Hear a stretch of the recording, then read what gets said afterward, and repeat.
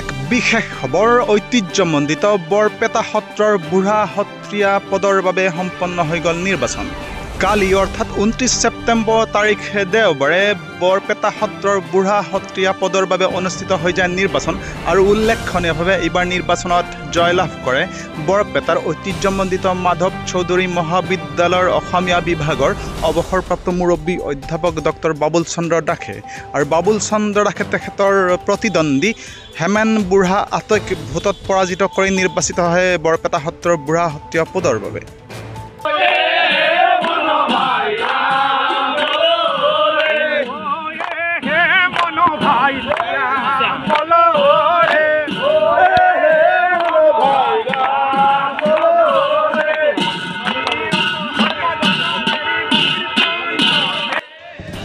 আমাৰ news time 3 দৰ্শকসকলে আমাৰ স্ক্ৰীণত দেখি আছে বৰপেটা সত্ৰত যোৱাকালি হৈ যোৱা নিৰ্বাচনৰ পিছত ডক্টৰ বাবুল চন্দ্ৰ দাসৰ সমৰ্থকসকলৰ মাজত এক উল্লাসমুখৰ পৰিৱেশ।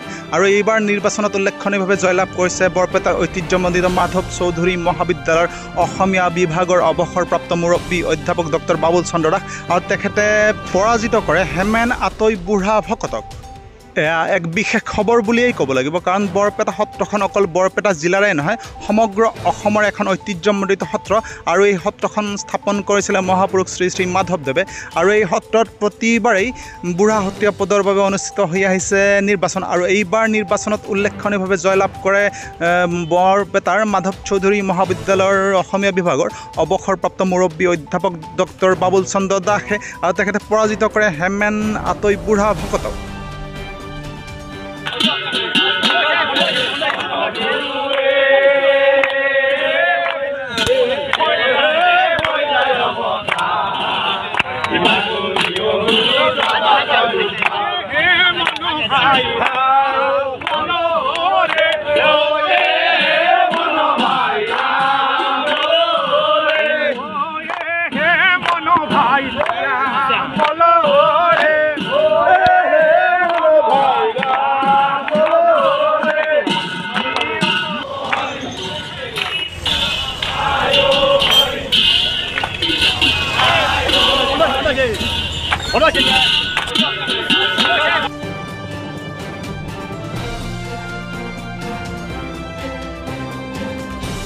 News Desk Report, News Time 3.